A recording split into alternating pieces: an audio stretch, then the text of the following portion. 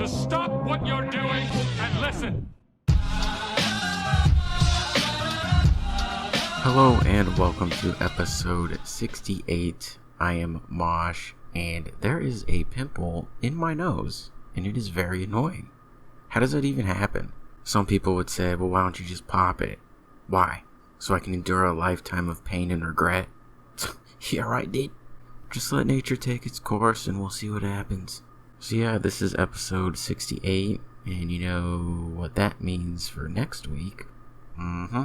So this is going to go up on April 21st, which is the day after 420, which means that we were 1 week and 1 day short of episode 69 being on 420.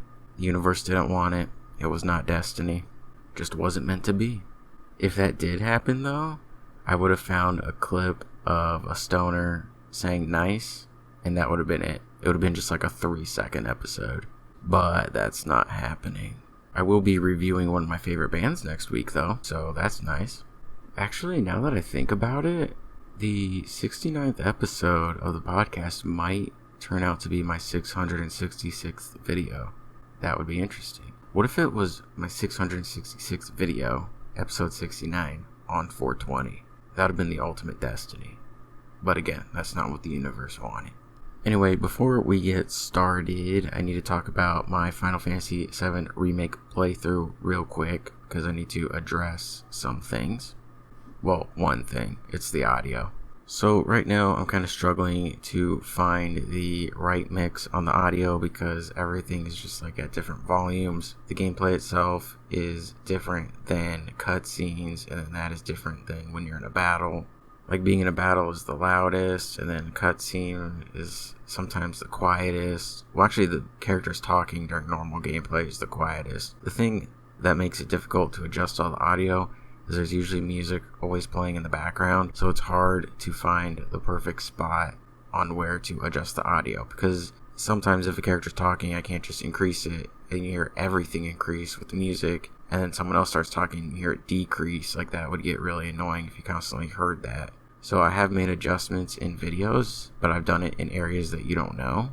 Like, I've been able to hide it really well. Like, you wouldn't even know it's happened unless I told you. So I'm pretty happy about that. But there are parts where things are a little bit quieter. Sometimes the characters are just too quiet. Like, I've come across this character in real time, because I'm obviously ahead of the playthrough that shows up on YouTube. But once that episode goes up on YouTube, you're going to see a character who is just quiet. Like, that's just how he is in the game. The music is louder than he is. I can't control that. I'm doing my best to make everything sound good. I am louder than everything else, which I should be. You need to be able to hear me over everything, but the gameplay can be increased. The good thing is there are many more parts to upload, so I'll eventually get it right, and then I will save those settings. So in the future, when the part 2 comes out, I will have all that dialed in. And I'm basically going episode by episode because they're long and they take forever to upload, so I can't just upload it to YouTube and be like, the gameplay could be increased a little bit, and then delete it, re-render it, and then re-upload it again, because it would just take too long to do that. So I'm going to be like, okay, the gameplay's a little low here, so in the next episode, I'll raise it up. Again, like, episode by episode, I'm just trying to, like, figure it out. The other thing that makes it difficult is it depends on what you listen on. If you listen through speakers, it's going to sound different than if you listen through earbuds, which is going to sound different if you listen through headphones. And the best thing I could do is mix on speakers. That's what professionals do. Like, if you look at a music studio, they listen back through speakers, not with headphones or anything. Because if it sounds good through a speaker, it'll sound good through anything. But I don't have speakers, so I can't really do that. So I'm trying my best. I don't think it's not like bad, but it can be improved. I take a long time with editing, and it's mostly because of the audio. You could look at one of these podcast episodes and be like, they average between 22 and 28 minutes. How does it take you 3 hours to edit them? Well, it's because I'm busy with the audio. I try to make everything like the same volume, because I hate watching YouTube videos where some part will be quiet and I gotta raise the volume, and then the next part's loud and you blow your ears out and then you gotta lower it. Like, I want the same volume throughout an entire episode so that you're not constantly having to do that. And I hate when people put volume warnings in the title of their video. Just adjust the audio yourself. It's not hard to do. put in a little extra work, put in a little effort into your video, and just adjust it. Volume warning, because I'm lazy. That's all that says to me. So yeah, it takes me 3 hours to edit one of these. And that's just the audio portion. It doesn't even include the graphics. Usually the recordings for this are about an hour long, and then I cut stuff out, whether it's things I've said or just the dead air in between things. Like, I edit it to where it sounds like it's just a smooth transition into each thing, when in reality, it's not.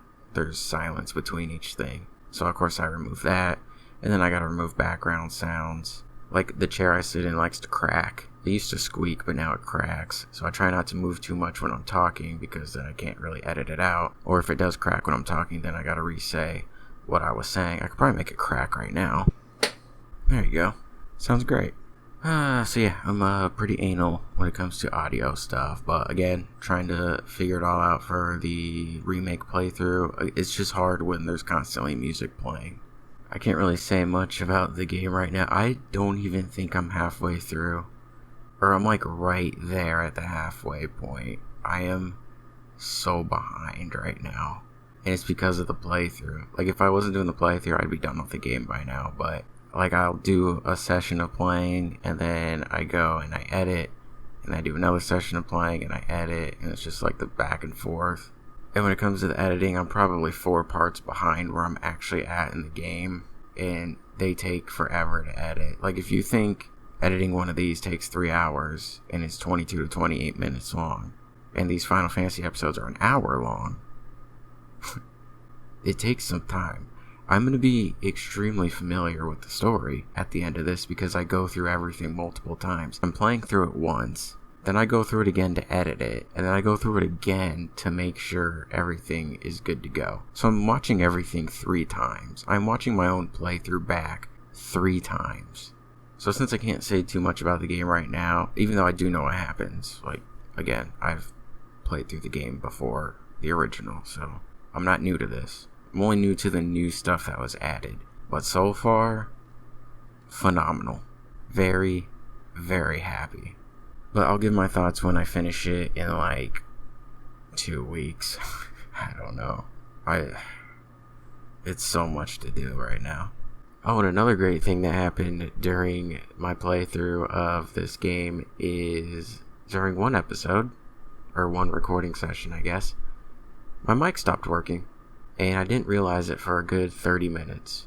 Luckily, it was at the end of the main story stuff, and I was going into side missions, and I don't show the side missions in the playthrough, so important stuff wasn't missed, but just the fact that my mic randomly stopped working is concerning. It's been fine ever since then, so I'm guessing something weird and random just happened, and hopefully there's nothing wrong with the mic itself. The good thing is I have a lifetime warranty on it, so if it does break, I can get a new one for free, so I'm not stressing over it. But if it does break in like the next few days, that wouldn't be good, because I think the store I got it from is closed right now because of the virus, so I wouldn't be able to get a new one right now. I would have to wait until everything opens back up. I've had this mic since 2014. I think I got it in like May or June of 2014, so we're going on 6 years. And I've never had issue with it. It's done me well. Okay, so let's talk about Modern Warfare 2. Rumors. So the person that leaked the Modern Warfare 2 campaign remastered has given an update as to why multiplayer was not incorporated. Their name is The Gaming Revolution, and they claim that Modern Warfare 2 Multiplayer Remastered is in development and has been ready for a while, but the company only released the campaign because Activision said they don't want to split up the community. The Gaming Revolution then says that the developers changed too much of Modern Warfare 2's multiplayer during the remaster process and don't think that fans will end up liking the final product. He also says he has no idea if the multiplayer will ever be released. Activision is focused on supporting Modern Warfare and Warzone right now, and releasing another multiplayer would cause additional split of the community and additional development work in order to sustain 3 games. I don't really know how much they could have changed, though, from the original. Like, yeah, there were a lot of things wrong with it. Noob tubes being the main issue, in my opinion. So either remove noob tubes or remove one-man army, or just don't allow noob tubes to be equipped while you have one-man army on. That's one way to fix that problem. Commando lunging with a knife. Either have Commando do something else or remove it and replace it with a different perk. A lot of people will say that every gun was overpowered, and then my argument to that is, well, if everything's overpowered, then nothing is overpowered. That was kind of the fun thing about Modern Warfare 2, though, is you could go into a match with any gun and do well with it. But there weren't 2 or 3 guns that just, well, there were. Like the FAMAS was really good, the UMP-45 was really good. There were definitely standout guns, but the other guns weren't, like, way worse than those. You could go into a match with any gun and do well, depending on your playstyle, of course. But if they changed it that much, I'm actually really interested to see what it is now, though. Like, what did they change? How is it so drastic that we wouldn't like it? Why are they assuming that we wouldn't like it? What if it's fantastic? I don't care about internal testing or what Activision thinks. Why don't you let the community play it and get what they think? Let the actual players give you the feedback you're looking for. Because developers aren't always right. Just because you made the game doesn't mean you're right about every little thing about it. Let the people, the consumers, the people that eat, sleep, and breathe Call of Duty, spilling nothing but blood, sweat, and tears over Call of Duty. Test this bad boy out. Come on, release it, you babies. So apparently it exists. Will we ever see it? Who knows? Okay, so next up we're going to talk about another remastered game, because that's all I talk about these days are remasters and remakes, because that's just the hot thing right now. Remasters, remakes, and rumors. That's all I talk about, the 3 R's. So the next remaster is Crysis.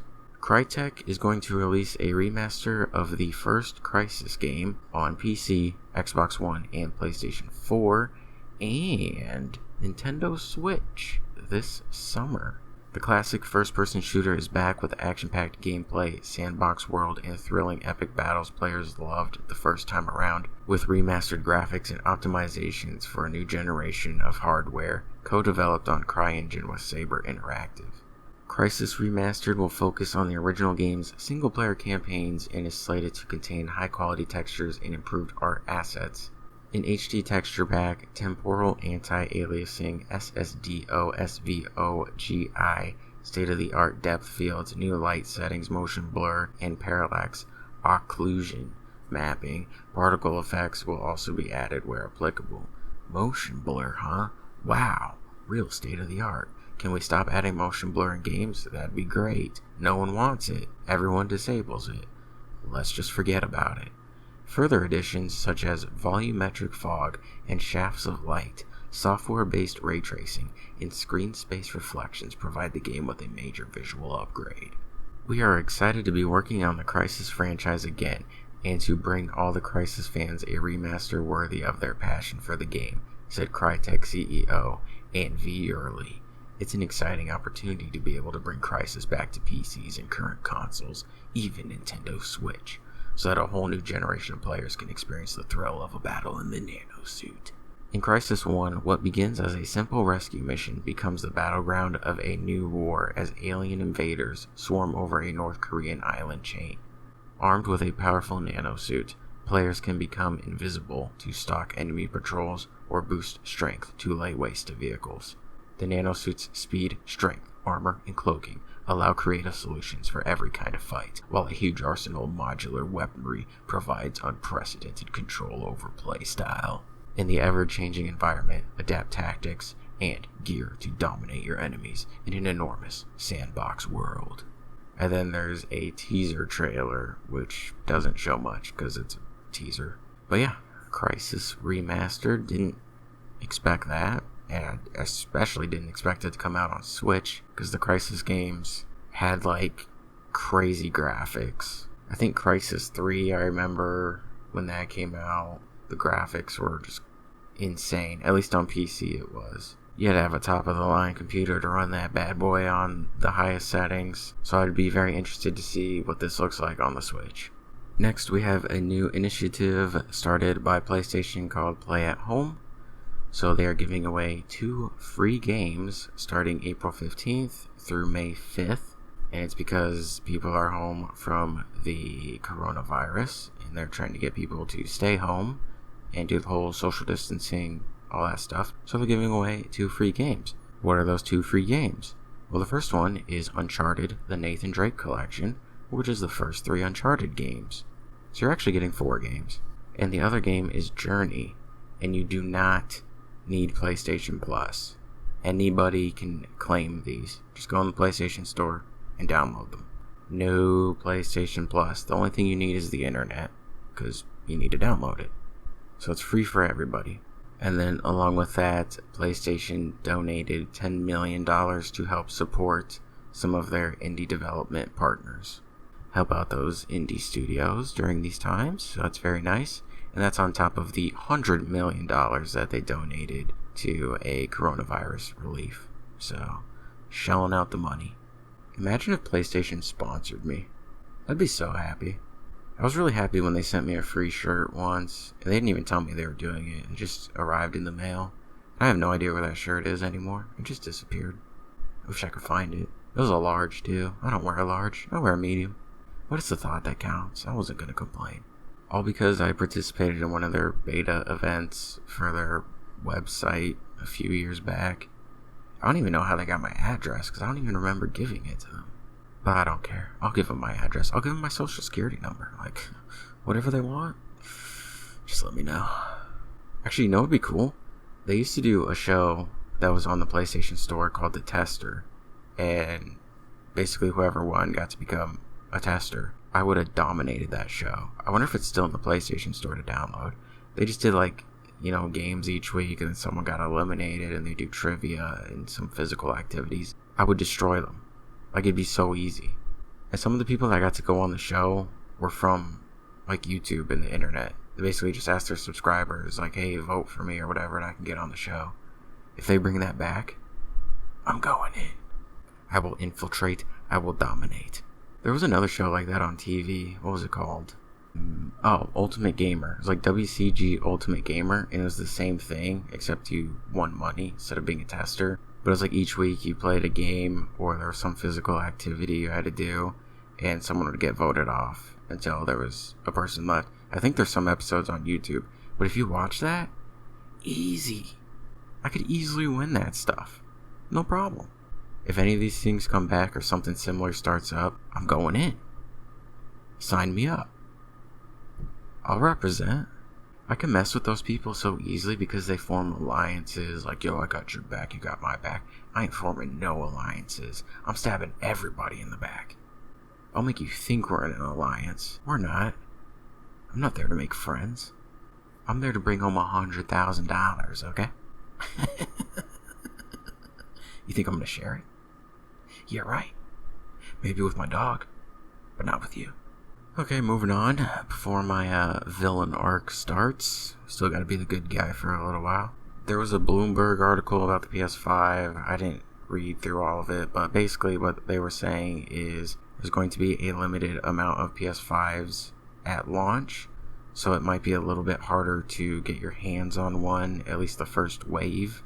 They're not making as many as they did with the PS4 because of the virus. There's issues. So yeah, limited supply on PS5, but they're still confident that they're going to release this year. And then there's other things. I'll put a link to the article in the description if you want to read it yourself, but that was the main point, I think. I don't know. Doesn't really matter. I think they also said that the price could be $500 to $550.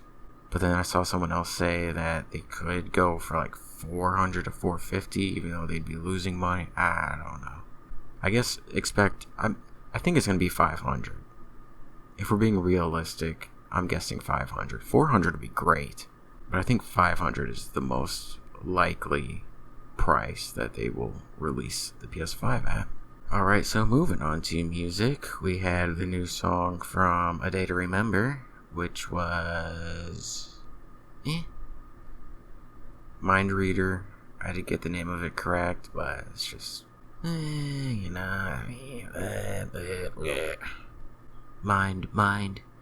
Reader, What was that? That was like the poppiest thing they could have added in the song. It sounded like a Taylor Swift song at that part. I vomited. Profusely. Didn't get a release date for the album either, so who even cares? Currents released their new song called A Flag to Wave, and they announced the album, The Way It Ends, and they announced the release date, June 5th, so we got all that right. Song, very good. I knew it was going to be good. They're not going to disappoint. And I also noticed something about the album art. On the new album art, you have two people jumping off a cliff into, like, a whirlpool. I think it's a whirlpool. I don't think it's an Eye of a Storm because that'd be a really tall cliff, even though the Eye of the Storm has been a recurring theme in their music videos the last couple of songs. It looks like a whirlpool to me. Anyway, on their previous album, The Place I Feel Safest, also a very good album, there are two people on a cliff. One is kneeling and the other standing up with a knife behind their back. When I went back and looked at that, I noticed something new that I never noticed before. There are actually two other people on that cover who are jumping off a cliff. So there is a connection between the two album covers. I just thought that was a neat thing. And then the boys in Trivium released a new song. I'm not going to talk too much about it because the album comes out this Friday and there will be a review on it next week. But I will say, this is the third song they've released, and they're 3 for 3. I'll leave it at that. They are my second favorite band though. But will I give a biased review? No, because I'm not biased. I've already gone over this. I went over this when the Slipknot album came out last year. Oh, you gave your favorite band a 10 out of 10. Who could have seen that coming? But if you missed the episode where I explained it, too bad, because I don't even remember what episode it was, so good luck finding it. Actually, I think it'd be the episode after the review episode, which would have been, well, the album came out on August 9th. So the review would have been on the 13th. So August 20th? Right? Can I math? Am I mathing right now? Whatever episode came out around August 20th, 2019 is probably the one where I explained it. Okay, great. Weekly pick. It's time for the weekly pick. What am I going to pick this week for the weekly pick? I don't know. I don't know what to pick for the weekly pick. I'm going to do something unprecedented, never before done on this podcast. I'm going to recommend something that's not even out yet because it comes out this Friday. I'm just going to recommend the Trivium album. What else is there to recommend? I don't know. I'm lost. So, new album this Friday, What the Dead Men Say. Midnight, Thursday, Friday morning, it's the same thing. Well, it's technically going to be Friday morning if it's midnight. But you're waiting Thursday night for midnight, which is then Friday morning. But if you live where I live, if you live in the West, time zones. So albums come out at 9 p.m. Thursday night for me. So I don't gotta wait till midnight. We out here getting things early. You know, it's just another perk, another benefit of living here. So at 9 p.m. on Thursday, you know what I'll be doing. So yeah, new Trivium album is the weekly pick for this Friday. That is all that I've got, which is a song by The Used, who also have a new album coming out this Friday. What a transition. Okay, great. Moving on to the weird story of the week. A Paraguayan woman had the shock of her life when she reportedly woke up in a body bag after she was declared dead. Gladys Rodriguez Duarte was set to be prepared for a service hours later after her family were informed that she was dead. On Saturday, the married mother had gone to San Fernando Clinic in the city of Coronel Oviedo because her already high blood pressure was increasing. About 2 hours after she arrived, a doctor confirmed her death to her husband and daughter, but staff at a funeral parlor then found her moving inside a body bag. They suggested that Mrs. Rodriguez Duarte was admitted to the hospital at 9:30 a.m. and was checked by Dr. Herberto Vera, who declared her dead at 11:20 a.m. The ovarian cancer patient was then transported to a local funeral home where shocked staff found that she was still alive. The husband said that the doctor assumed she was dead and handed her naked to me like an animal with her death certificate. He didn't even revive her. We trusted him. That's why we went there, but they disconnected her and passed her off to the funeral home. She was immediately taken to one of Paraguay's Social Welfare Institute medical facilities and placed under observation, but her current condition has not been made clear. She's a zombie. She could be a zombie for all we know with everything going on in the world. I mean, you got the virus happening right now. Zombie outbreak could happen at any moment. That one thing, the infection from The Last of Us is real. As a fun fact, if you didn't know that, that is a real thing, the cordyceps. Humans can't get it yet, but like bugs and all those little creepy crawlers can get it, where the fungus latches onto their brain and takes over control of their body, and then it sprouts out of their heads. It's very real. So one of these days it'll transfer to humans, and then we're all gonna die. Sweet dreams. So that's gonna end this episode for this week. Thank you for listening. Links in the description for Apple, iTunes, Spotify, Stitcher, TuneIn, Twitter, Twitch, Discord, any of the music that I mentioned, that one PS5 article. I don't even remember what I talked about anymore. But yeah, description, links, something will be down there. So with that said, stay safe, and I will talk to you next week. Later.